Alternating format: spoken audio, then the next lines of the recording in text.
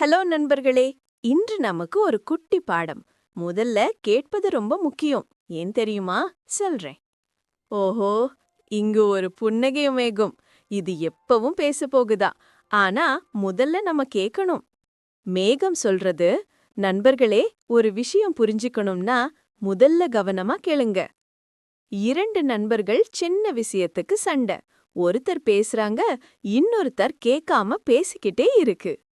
மேகம் சொல்றது, நீங்க பேசுறதுக்கு முன் யாரோ பேசுறாங்கன்னா செம்ம கவனமா கேளுங்க. அப்பதான் புரியும்.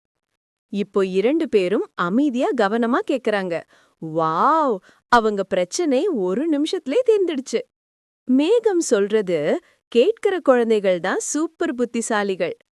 நண்பர்களே, நீங்கவும் முதல்ல கேளுங்க, பிறகு பேசுங்க. அப்ப எல்லா விஷயமும் ஈஸியா புரியும். Bye bye.